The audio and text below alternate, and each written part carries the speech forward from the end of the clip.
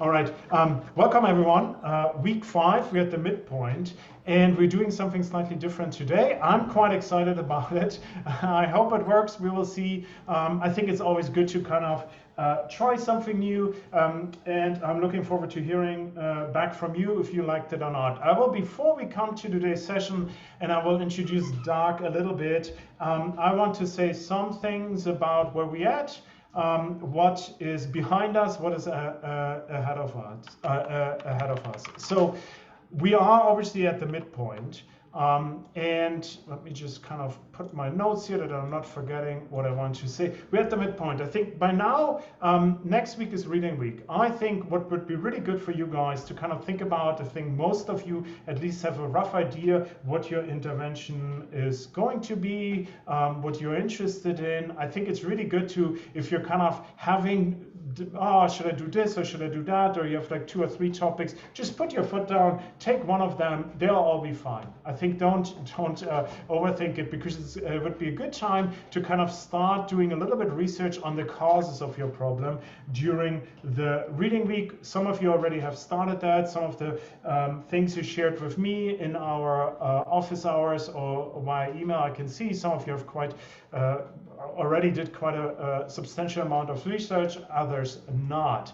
And I think that's fine, but I would suggest that you're trying to do kind of think about the causes that then set up your intervention. Why is this so important? I think from a lot of conversations I had in the last 2 weeks, I feel that there's a bit of a disconnect between the causes and the intervention. It's really important that the intervention tries to address 1 or 2 roots of the problem. So if you identify the problem and then you have your roots, then you have to tailor your interventions towards that. So sometimes students come to me and say, like, I want to do, I don't know, like let's take an example that nobody came to me, but let's say you want to do something about, I don't know, prejudice in a certain topic, right? And it's like, I want to do, I don't know, racial discrimination within the police, okay?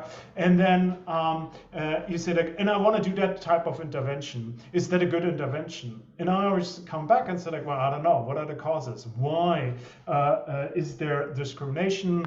And then we can think about how to tackle it. So it's really important to take your time, understand the cause, and then develop your interventions. We learned a lot of techniques. We will talk a little bit, maybe a little bit less today about techniques, but also kind of give you an idea how you can use the strategies and ideas and concepts and interventions we had in the last 5 weeks and the ones we will have in the next 5 weeks to kind of change the cause that you have, okay? So we will talk about causes tomorrow in our live seminars as well, and do some exercises about that.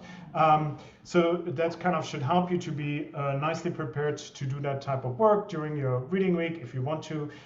You know, their submission for your coursework is January the 17th, so there's no particular rush, but I think you should try to kind of at least have a rough outline at the end of this semester. You know that in week 9 you can come and present your ideas, your intervention, your causes, your problem to me, and you will get formative feedback, so feedback that does not affect your mark. And I think you should really take advantage of that. We talked a lot about the importance of feedback and the problems people have with seeking and integrating feedback into their work. And I think you should really utilize the power of feedback to improve your performance. So make sure that you have something in week 9 that you can present, and then I can kind of comment on that as well. All right. Okay, that's a great question. Haveen, I'll answer that in a second. I saw questions about slides in the chat. Okay, something happened to my... okay, so this is good. So this is kind of like the formal things, and we talk more about the causes. Then I want to kind of start and introduce Doug, Doug and I work on a grant together, which kind of will build a little bit on these ideas that we are outlining today. That's why I know Doug. He's also a research fellow. Currently, you're still a research fellow, right, at the Euro Center for Practical Ethics, which is at the University of Oxford, which is primarily an institute where philosophers who are interested in ethics kind of look at practical issues, at things in the real world, and say like, okay, how should we try to solve these problems? How should we try to identify these problems? I think what makes that institute interesting is that they're also very much interested in hearing from neuroscientists and psychologists. They want to see, okay, what does the empirical work tell us? And that's why I also work there. And this is basically how Doug and I started working together. But it's not just that we work together and Doug is a wonderful person, but I think that his research really nicely fits in where we are in our journey in trying to better understand how we can impact. Okay, can you stop barking? Sorry for that. Okay, come on, get out. Sorry. I think my dog lost his ball under the cupboard, and now he can't reach it. Now he's barking at it. He'll start barking in a minute, but I hope I'm done with my introduction. So I think, so this is where Doug works, and he's really interested in kind of the role that identity plays, or self-narrative identity. We'll talk about this in a second, in how people change. I think in his PhD work, he focused on basically, and this is what I think he'll focus today in his talk, about how the self-narrative can kind of hinder or kind of help people to change during addiction. Okay, and I think so. Why does that fit with what we are doing? Obviously, we are talking about this week about identity. We have talked about the self in the last week as well. And I think when you read the article, maybe some of you have read the article. While I was rereading the article that I put on Moodle, I was nodding along because many of the things we kind of say that we thought about, that we kind of identified as principles of really powerful principles of change, Doug in his kind of very different approach in his philosophical treatise identifies the same thing. So I think it's really important to sometimes see yourself through the lens of somebody else and say like, oh, do people with different methodologies, with very different approaches, do they kind of come to similar conclusions? And I think the conclusions that Doug has and outlines in his articles are very similar. He's also kind of like, in some ways, I think the article is very much this transition between self, identity, and also a little bit about self-control, which we will have in the week after reading week, right? It's a little bit like, okay, strategies like plans and that we make in order to change ourselves, how do they connect to the narratives we have? So that gives us a little bit of a linkage between basically the self and identity this week and last week, and then we're starting after reading week looking at the strategies that people can use in order to boost their self-control, to boost their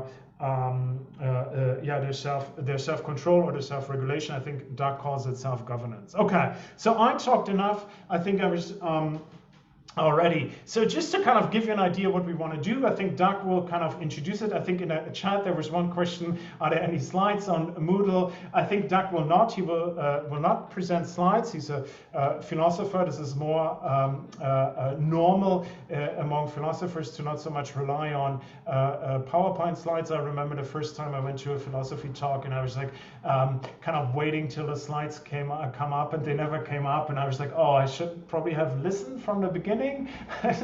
Because in psychology, you always feel like as long as the slides are not up, you're not missing anything important. So this will be a little bit in a different experience. I think this is an experiment that I'm quite excited about. And so one thing that I would thereafter would like to do is like, you can ask your questions you have about Doug's understanding of kind of how the self-narrative changes or helps to change addicts in their course to recovery, but also on our thinking a little bit, and what I will try to do thereafter is think about things that you disagree with. Can we challenge Doug a little bit? I think he said, well, I can, as a good philosopher, he has like a list of objections already at hand, but I think it's really kind of important when you listen to that talk also to think about, okay, where could I challenge? Where does that actually run against my understanding or what we have learned? And maybe there's something we can learn or that we might actually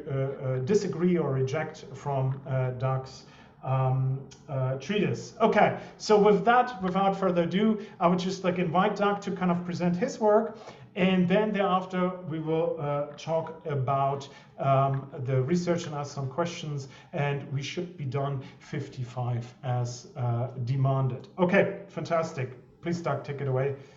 Cool. Thanks, Andreas. Yeah, sorry, no slides. I do actually normally use slides, but not today, sorry. But I would say that the paper that Andreas has shared, I mean, that's actually probably the best way to absorb this information anyway. I'd say if I just put it into bullet points, you'd be wondering what my point was, I think. But anyways, I'll talk through the paper a bit because I'm actually I'm blending together two papers really. There's the one that you've seen, and there's a previous one that emphasizes perhaps a slightly more philosophical point. But anyway, I'll run them together for today. So the view that I'm pushing basically is that the stories that we tell about ourselves, or what I refer to as our self-narratives, they can support or they can undermine our self-governance. Self-governance, meaning basically autonomy, self-control. In philosophy, we get very uptight about exactly how to define these things. We can gloss over it a bit here. And I'm also interested in how we can improve self-governance through changes to our self-narratives. So you might imagine the kind of interventions that we could make to a self-narrative to improve self-governance. So I'll start with a little bit more of the conceptual stuff before moving on to the application to addiction. I should say that a little bit about methodology. The paper that you've seen draws heavily from interviews that my colleague Anke Snowick did in Australia. So we're interviewing people that were in the process of trying to recover from addiction, and usually had been struggling with addiction for a fairly long time. The first paper that you haven't seen, but I can share, drew on other first-hand accounts, but just first-hand accounts I found in the literature from various sources. And I mean, one thing that's going to be interesting with working with Andreas is that it gives us a chance to move a little bit beyond anecdotal things that you might read and think, oh yeah, that really does seem to make the point. But of course, I'm just, I could obviously be accused of cherry picking. All I'm doing really is finding a few convincing cases that seem to align with my view, but you might wonder, oh, okay, well, yeah, sure, in those cases, but how far, how pervasive, how strong are the effects that I refer to? Anyway, that's a little disclaimer, if you like. So a little bit of conceptual stuff. Hopefully this isn't too boring, but I think it's helpful particularly because I don't want to assume things coming from philosophy. So when I say self-governance, I mean basically to act in accord with one's conception of a good life, or to act in accord with one's values. So you value your career or your success in your studies and your relationships. These are the things that you think are worth pursuing. A good life, I'm imagining for some person, is to successfully pursue these values, and to the extent that I successfully pursue my values, I am self-governed. A conception of a good life should be sufficiently practically rational. So that's to say, should have means-ends coherence. If I'm committed to an end, I need to be committed to at least some minimal means of achieving it. If I just kind of pull an end out of the air and say I'm going to be an Olympic swimmer or something, but I don't even plan to go to the swimming pool ever, then you would think, oh, that's not. You can't really have that. You can't claim that that's your value. That's delusional. That would be irrational. You need to have ends consistency for practical rationality. So I couldn't have the value of the valued goal of becoming a professional football player and a concert pianist. There just isn't enough time to do that. If I try to pursue both those, then I'll ultimately undermine my progress in each. So that would be inconsistent. So my conception of a good life shouldn't have those kind of strong inconsistencies. And the third thing you need for practical rationality is diachronic stability. If I change my plans every day, then I'm never going to achieve any of them either. So with that in mind, philosophers have often thought that in order to self-govern, you need a network of intentions, a network of settled decisions. So we can think of those as plans or policies. So things you've committed to that you're going to do, and not kind of you're not just going to revisit them any old time. You will only revisit them if there's sufficient kind of new evidence to suggest that the decision should be revisited. So I don't want to dwell on this too much, but one view of self-governance is that it requires forming and acting on various policies and various plans. So I have a plan to complete my studies. I have in order to do that, I have a policy, a self-governing policy, which is to always show up to the lecture on time. And it's that policy that helps guide me to turn up at the lecture, achieve the plan, and then ultimately succeed in pursuing the value. Okay, that's fine. So I don't want to challenge that, but I want to say that self-governance involves more than that. So it also involves shaping our self-narratives. It's not just this formation of intentions, which, although that is important. Okay, so what are self-narratives? So a self-narrative specifies the relationship between experienced events. So they could be a causal relationship between events, it could be a teleological relationship, or it could be a thematic relationship between the events. So causal, I might self-narrate, I was struck by lightning. That's how I understood what happened. It was a causal relationship. A teleological one might be God sent me a sign that I should join the church. So that wasn't just a causal event, that when that lightning hit me, it was also a sign of God's plan, and then I'm using that in my planning, teleological just being basically goal-directed activities. And then a thematic connection, a way I might understand a theme that I'm seeing in my life. I might think that my life is one of spiritual redemption, and I might kind of look at various other lives or instances of spiritual redemption and draw parallels between those lives and mine to understand things about mine. So whatever it is that a life of spiritual redemption involves. So these are ways that we understand what's happening in our lives. So narrative self-constitution is, as the name suggests, this idea that we constitute who we are, what we are, using our narratives. There's a stronger version and a weaker version of this. I'm kind of using a weaker version. There's more to us than our narratives. But what we do with our narratives is really important in how we shape ourselves. And this is conceived of as a kind of an iterative process. So you're self-interpreting what's happening, where you've come from, your circumstances, features about your body, that these contingent features. And then on the basis of those interpretations, you're projecting into the future. So given this is where I am, what can I do? What are the possibilities for me? Then also guiding those based on what would be valued, what would be the kind of valued projections I'd like. So we project a plan, we try to achieve that plan, and then we interpret how that plan's going, and then based on the extent to which the projection is correct, if the plan's going perfectly, we don't actually need to reinterpret, we just keep on going. To the extent the plan isn't working, we need to reinterpret, why is the plan going wrong, now adjust the plan in light of the new interpretations. So that's that kind of iterative aspect of this process. So in this process, we're integrating plans, policies, these intentions. These are the projections, the projections of what we will do. Although there are other aspects of the narrative projection, because there's also what we anticipate to happen based on that.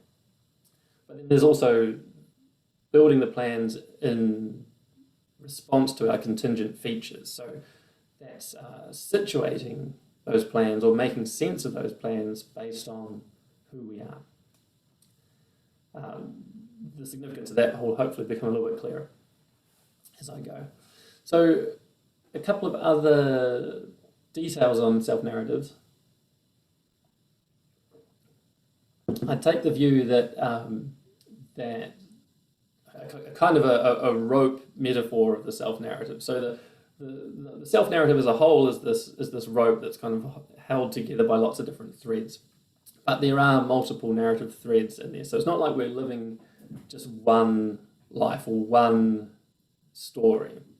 I mean, I don't want to say that's impossible. Perhaps there is a kind of maybe a suicide bomber or something who would just have like a single, an obsessive single plan that completely dominates their life, and the end of the narrative is the end of the life, and so that would just be kind of a perfect one narrative thread narrative. But normally we're self-narrating everything that is of interest to us, everything that we need to make sense of, everything we need to understand. And because we have different plans, different values, things that are just not necessarily that related to each other. I might support a football team, but that has almost no relation to various other things that I'm doing in my life. And I don't have to form narrative connections between everything in my life. So some narrative threads, the smaller aspects of the overall self-narrative, they are locally focused, just plans for the weekend, for example. But they can be very general, capturing things that describe like meta-level aspects of my life, like perhaps being this kind of on a life of spiritual redemption would be this kind of very general view, general narrative thread. So they can be quite short, they can be lifelong, they can intersect with various other ones a lot, or they can stand alone, and they can come to a conclusion, or they can be kind of open-ended. Or I might just decide to give up on them for some reason, or just kind of leave them sitting there, just a project that I, in the end, don't ever perhaps complete. So this idea of self-narratives, they're fairly messy. They can be quite banal, quite boring perhaps. They're not movie scripts or novels necessarily. Although again, perhaps some individuals have movie script ready lives. The other important aspect of them is that they're co-authored. So when you're born, or when you start to narrate for yourself, when you're very young, you find that some aspects of your self-narrative are already prepared for you by your parents and society and so on. So you're coming from this family, you were born in this town, this is what's expected of you.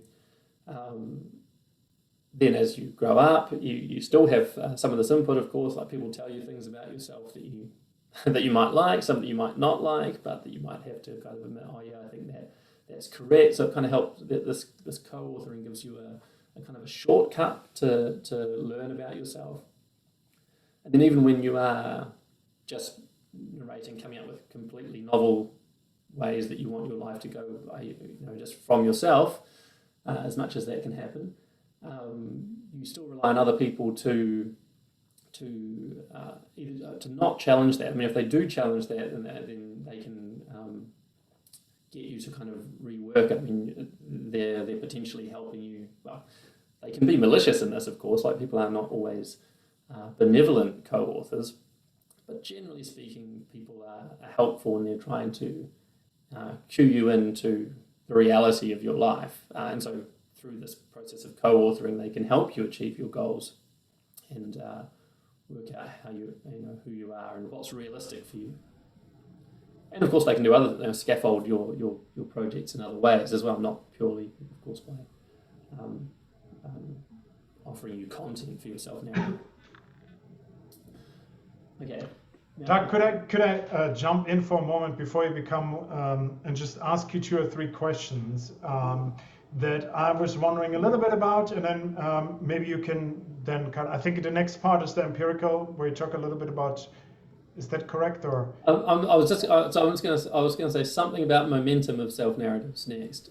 Okay, so maybe do that, and then I'll ask my question. Okay. I'll say something about momentum, and then I'll say the implications of momentum for self-governance, and then then I'll talk about addiction. But maybe we can. I'll stop at that point. Yes. Okay. So we create these narratives. We create these kind of networks of narratives. We're imagining this kind of rope metaphor of all these little narrative threads woven together. But the idea that's really important for me is that self-narratives have a kind of a momentum. They have a kind of motivating effect. So partly that's because we have a desire for self-consistency. We want to act in ways that are not just practically feasible, which is what the kind of plans and policies view really focuses on, but we want to act in ways that make sense to us and that we can identify with, not ways, we don't want to act in ways that would feel alienating for us or just wouldn't make sense. And so the way that our narrative has gone till now, the way it's been co-authored and the way we've reacted to contingent circumstances and whatever, limits what makes sense. Some things make sense, very obvious continuations of your self-narrative. You're kind of going with the flow. Other things are possible but seem unlikely for someone like me. Could I do that? Would I be, is that acceptable life for me? And then some will seem just completely implausible, even though they might actually be practically possible. They just seem like that to you and to your co-authors, who are going to kind of put pressure on you to kind of self-narrate in a comprehensible way. So anyway, you see the point. So some possibilities are limited. Now, I'm just going to advise that. Right. So and also on top of that, so some aspects of your self-narrative are going to be more difficult to change than others. So the longer that they've been kind of cumulatively reinforced by other people, this is a feature that you have. Yes, you're, if I've got to take my religious example, yes, you are kind of a religious person who received a sign from God and joined the church, and you're really, this is a really devout person. If I then start saying, oh no, that's not me, I'm an atheist or whatever, people would be like, no, that can't be right. I mean, your entire life has been this kind of on this religious path. So it's not to say that it'd be impossible to change that, but you need to do more work to convince people that this is the case. Oh, Doug, you muted yourself. Oh, okay. Sorry. So this has implications for self-governance if this momentum view is correct. So first of all, self-narration is necessary for self-governance. There's that basic point. You need to understand what's happening in your life. Otherwise, you won't know what to do. And so there's that basic point. But then sometimes the self-narrative momentum is going to support self-governance because it's going to be aligned with your values. So the things that tend to make sense are the things that you'll also value. So a kind of religious person, while they're still kind of pursuing their religious life, all these religious activities make sense to them. That would be normal for them to do that.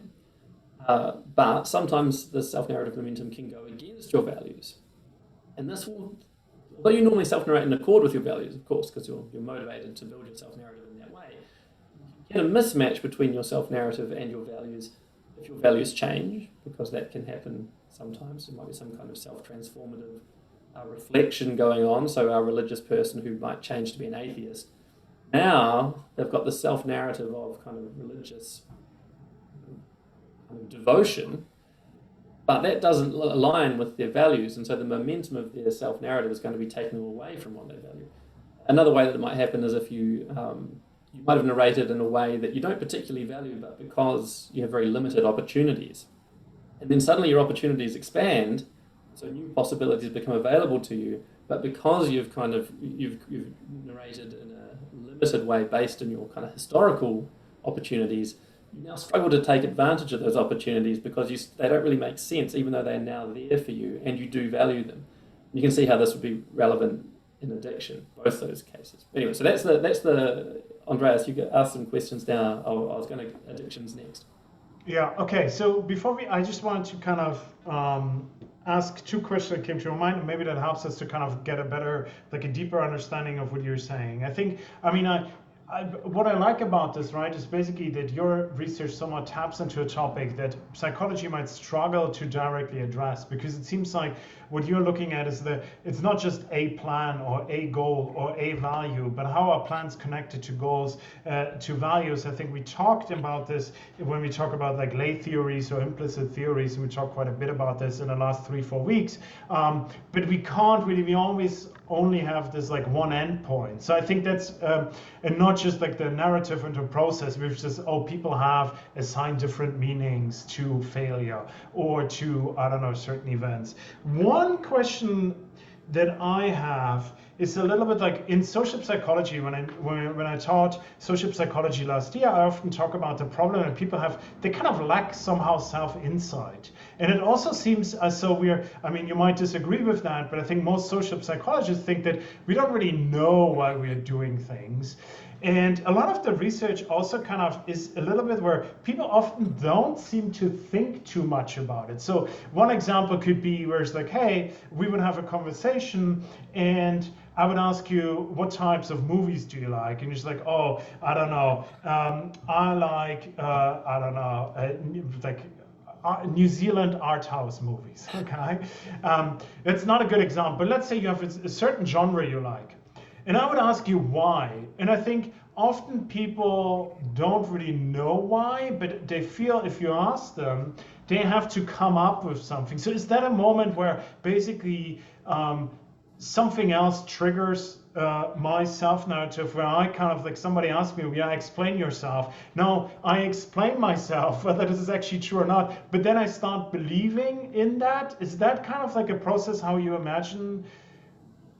Yeah, I mean that could happen. I mean, I guess there's so I don't so I want to be open to rationalization, and that sometimes the self narrative might be inaccurate. So your self narrative could be somewhat delusional. I mean, the example you describe is even slightly different from that, where you in fact you take the rationalization and then you make it true in some way. So I definitely want to be. So that could also happen. I guess what would be a problem from my view is if it was all rationalization.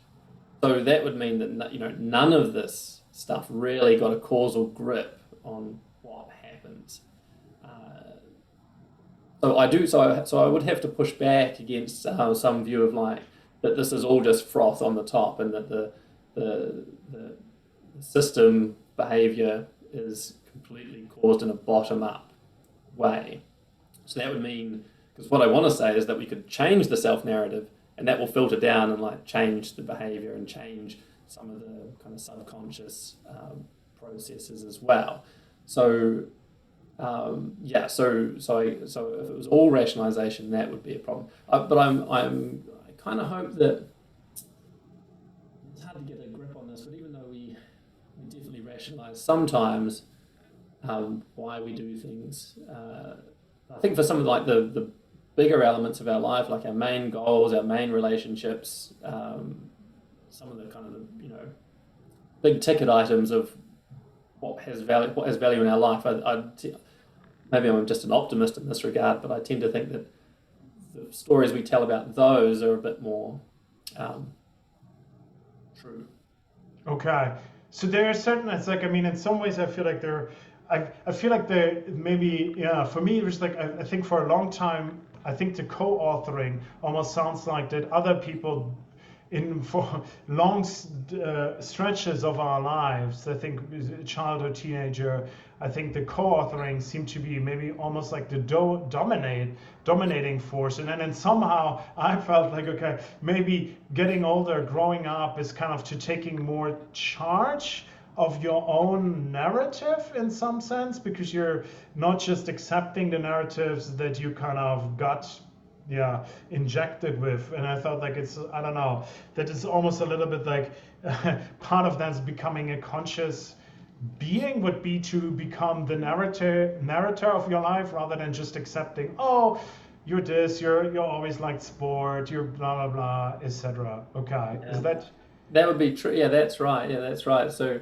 I've got another paper where I've looked at these first-hand accounts of there are very sad accounts of people who were abused as children, and one thing that you tend to see in these accounts is that people just really lack the confidence to alter their own lives, and they tend to rely very heavily on other people to tell them what they should do or how they feel or what's available to them. So they've had that process of becoming the author of your own life damaged, and that puts them in a very vulnerable position for more future abuse and just bad things to happen, because other people kind of have too stronger influence in how their self-narratives develop. Okay.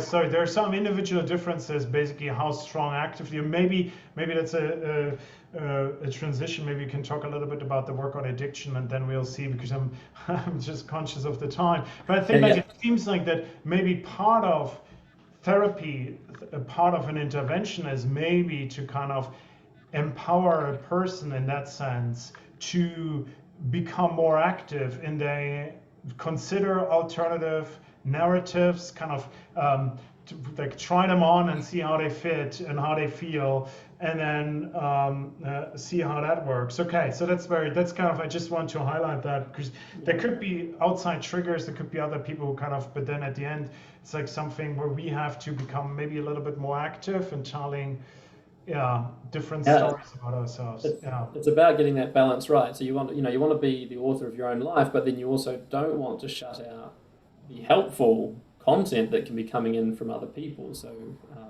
in the therapy context, I mean, that'd be kind of a case in point. Like the therapist is saying, "Oh, we need you to you need to be a bit more bold in taking charge of your own life." But then the person also has to be able to take that advice on from the therapist. Yeah, I'll quickly make just a couple of points in the context of addiction to illustrate what I've been saying. It might make it a bit clearer as well.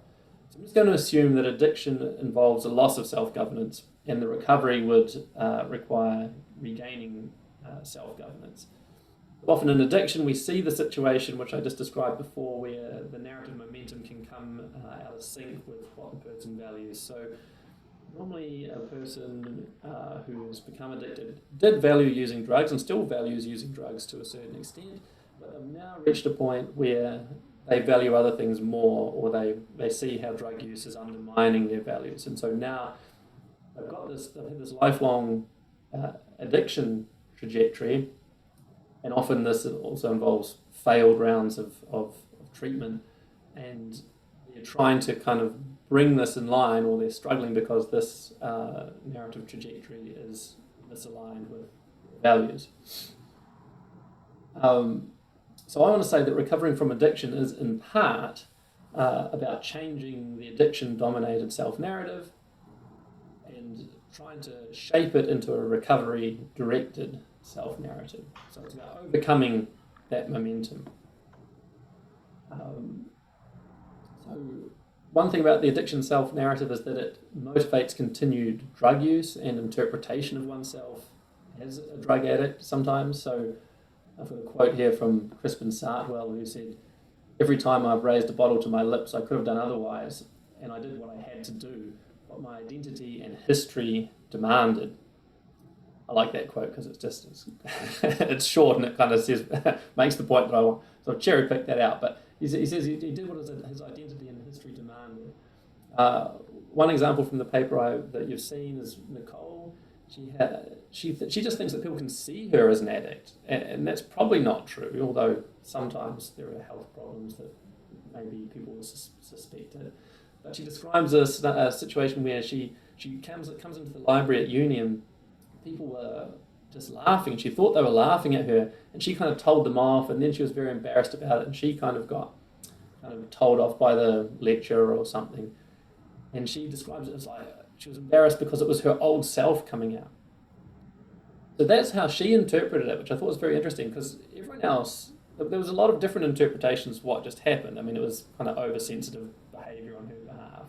But they probably weren't thinking specifically that is Nicole's old self coming out, because they don't know who her old self is. But from Nicole's perspective, what just got reinforced is the old self. So this kind of dominant addiction self-narrative. So even though she was taking steps at the time to recover, She has that incident, and she just thinks, no, that's who I really am, is this kind of addicted person, not this kind of recovery self that I'm hoping to create.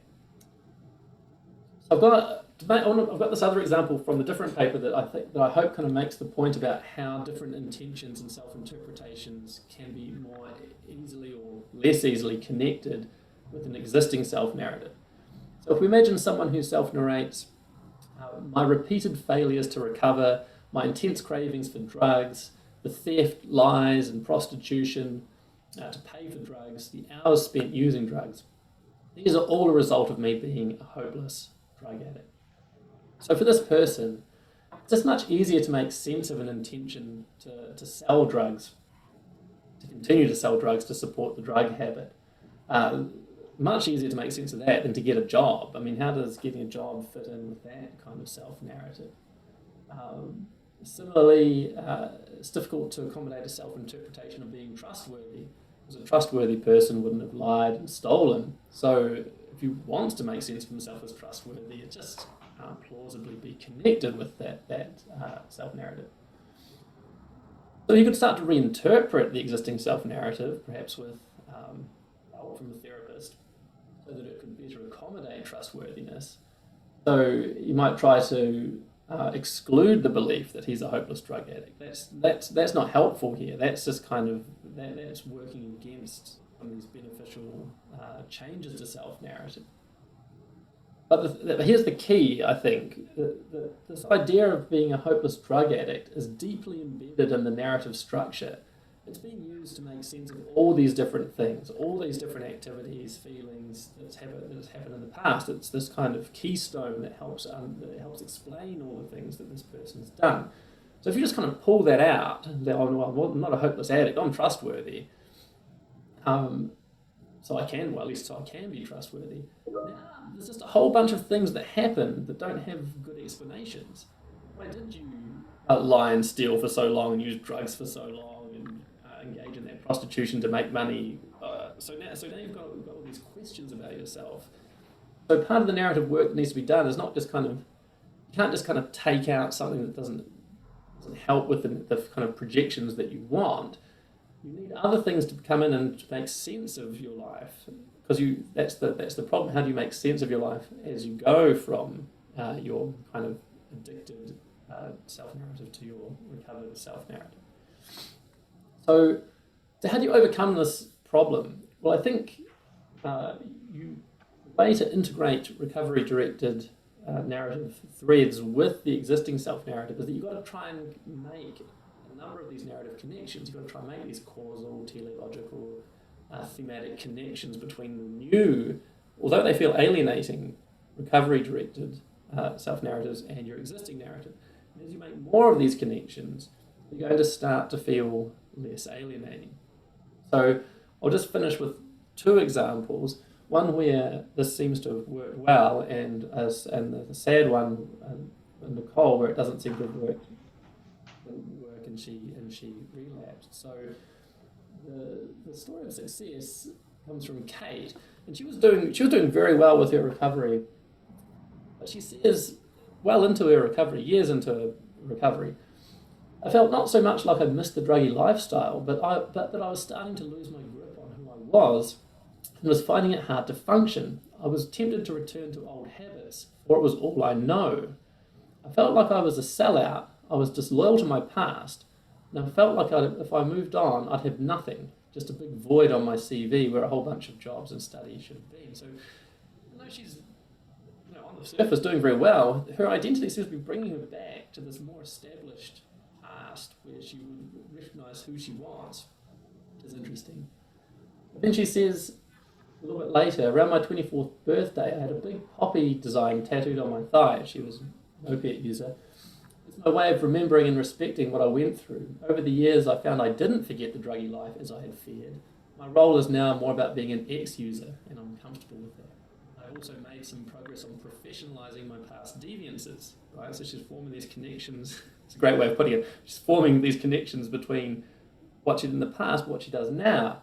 So by using my experience with drugs to help others, So I've recently become a board member at an organisation that provides needle exchange services, and she studies trauma, loss, and grief. And this has further cemented my identity and filled the void. So she doesn't. It's not like she's got this kind of isolated past addicted self that's just been totally cut off, and now she's kind of created this recovered self. She's created connections between the two, so she doesn't feel like she's lost something of herself, and she can still keep this new part of herself that's recovering. In Cole's case, this doesn't seem to have happened. She starts doing it, so she gets encouraged to go back to uni, and she says, my problem is I don't have many hobbies, and I don't have many things that interest me, so there's a difficulty for that. Something that does interest me is anatomy, and all that sort of medical stuff. I didn't really realise how much I enjoyed it until I went back to uni, so she's starting to form this connection. When I was younger, before I used drugs, I was such a lovely, caring person. I feel like that's who I'm becoming again, So again, she's kind of connecting her pre-drug using self with who she's hoping to be in her recovery. But sadly, she ultimately relapses, and it seems, I'm definitely speculating a little bit at this point, it seems that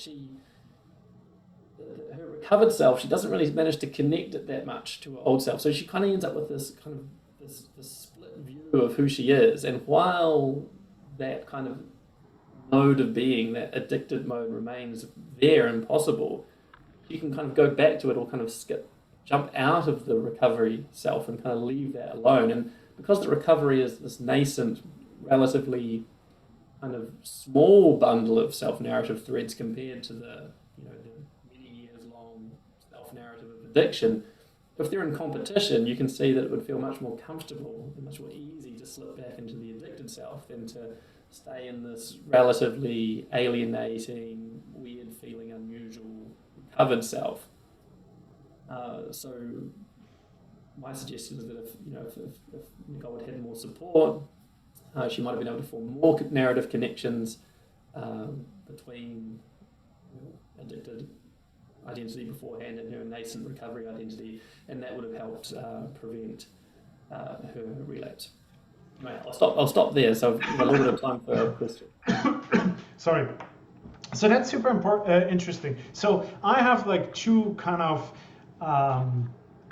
two things I wanted to ask or kind of hear your reaction about. One, where I felt like, okay, the first thing that when this one, I forgot her name, but when she talked about that, this new interpretation of herself as a non-user, as a clean person, as a kind of a walking the straight line person, doesn't fit with her past self. I was reminded a little bit, because I grew up in East Germany for the first 9 years of my life. And then the wall came down, and basically West Germany became like Germany, and it was kind of the narrative that basically if you lived beforehand in East Germany, and everything you did was kind of stupid and pointless, because it was all inferior to what happened in the West. And there's some truth to that. There's doctors were told that they were light years behind in their research, and people would just feel like companies just shot a lot of these things kind of would turn out were just almost just companies that didn't produce anything of value but just kept people employed. So now they were kind of confronted with looking 20, 30 years of that. Yeah, just your life starts now. Anything you did in the past doesn't really matter. And a lot of people, even some of my relatives, started to have these really bizarre kind of justifications for why it was all good in East Germany and why the West is so bad. And it seems like they try to kind of desperately make sense of it. So they would say, to kind of say why it was actually valuable what they were doing in these companies, in these factories, and why it's not just, and this is just what others tell us. And it was I think there was an underestimation of this effect that you can't just tell people the last 30 years are kind of pointless. You're completely changed now. I thought it was quite interesting for me to understand that and kind of connect that to the addiction, where it's similar. It's oh, you've been an addict, now you're not. So your past is basically gone, but you need to have this desire, this kind of to form something coherent. Could you say a little bit about that. I think in an article you talk about narrative work. Could you talk a little bit about this? Like, how would I, if there's a person in front of me, and I can also see this is like, in some respect, if I come, for instance, from a family that's never been to university, right? And then I don't, like, oh, people like you don't go to university. Then I go to university, then something goes wrong. It's like, oh, here's the self-narrative that's reinforced. I don't belong, I don't be. But how, if I then would sit there, what's the narrative work I can help to co-author, like a different view? I mean, with the addicts, I think probably everyone in their social network think, yeah, you're hopeless and you're an addict, you're criminal, prostitution, whatnot, right? Like, how do you get out of that, and how can you trigger that from the outside? Yeah, well, I mean, it's not easy, and I think it's very difficult, although not totally impossible to do by yourself. But yeah, the person going to university for the first time, that's feeling alienated. I mean, I guess you're looking for various narrative resources around you that you can draw on. So other first-hand accounts of people that were the first to go to university from their families, groups at the university who are in a similar position, if possible, people that can provide their stories of like how they got through it or how they are trying to get through it, or just even shared experience of like, yeah, I'm struggling as well, can of course be helpful to know that that your struggle is not just specific to you or some problem that you have. And of course there are plausible stories of people who do well at university who come from unusual backgrounds, and in fact there's lots of them. So this is one reason that people say that group therapy is good, because you get a whole bunch of people together and they can kind of share narrative resources. So someone says, well, this is how I went about recovering from drugs, or these are the relapses that I had, but this is how I got over it. Similar to the university situation, you have similar kinds of stories. And then the person who's struggling can hear those and be like, oh, well, I can't, of course, quite live exactly that story, but there is an analogous version that I can tell about myself, and maybe I can do that, so I can do something similar to that person. That would be a start. Obviously, the more unusual position you're in, the more difficult it is. I mean, if you're literally the first person ever to try and do something, then you're forming more and more tenuous connections. I mean, I was drawing some stories of pioneers of some other domain. So there's drawing on narrative resources and trying to find supportive co-authors would be the initial strategy. Okay, so I mean, that sounds like there's a way to maybe also highlight aspects that you do not pay attention to because it doesn't fit into your identity, but are still part of your life, right? Where you think, where you do things that show a sense of responsibility and control.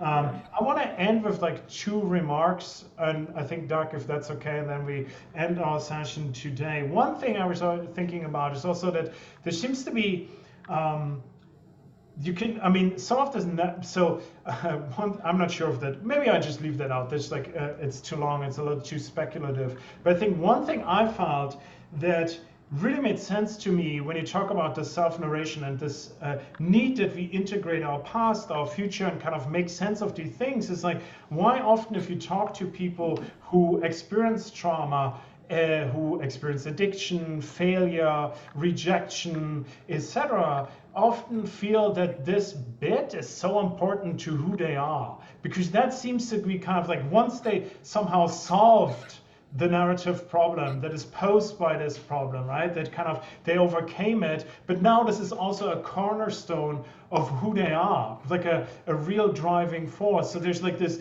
then people say like, oh, cancer was the best thing that ever happened to me, and you're just like, that's insane. But maybe you can say like, what's the East Germany was the best thing that ever happened to me. Yeah, you can see that kind of so I guess people want their lives to have meaning. You don't want your life to have been meaningless, just purgatory, or so that's one thing that you want to show. As one of the quotes that I read out, you want to be in a sense loyal to your prior self. You don't want it's a way of kind of disrespecting yourself. I think if you were to say that, oh, well, that's over now. I completely washed my hands of it. It was a total waste of time. There's nothing to take away from it. I'm basically starting from scratch. That seems. I mean, it says something about who we take ourselves to be. Maybe there are some people out there who don't have that feeling of connection to the past and perhaps even some of the future phases of their life, and so just actually don't care. I mean, some people do claim to be like that. Maybe they're kind of weird philosophers, but generally we do feel a strong connection to our past and our future selves. We see them as, one and the same as who we are, and so and so I think it's something to do with that, of why we want to bring these things together, but also I think it casts current experience with new value. So if I'm doing something helpful now, well, that's good, pat on the back. But if I'm coming from a difficult place to do that, if I'm recovered from addiction to do that, then suddenly it's like, oh, well, that's, we that kind of seems to create more value or make it more, seems more meaningful, although exactly what that is, it's a little bit difficult to say. So, there's a kind of a collection of half answers there. Do you? All right, I think that's great. That's a nice finishing sentence, a collection of half answers. It's just more research is needed. Okay, thank you so much, Doug. That was fantastic. I really enjoyed reading your paper, and I think it really connected a lot of dots. I think we have to be conscious of the time, and I would just say bye. I actually have to leave on time too. So see you soon, Doug, and the rest of you guys. See you tomorrow. Cool. Thanks for having me. Thanks, everyone.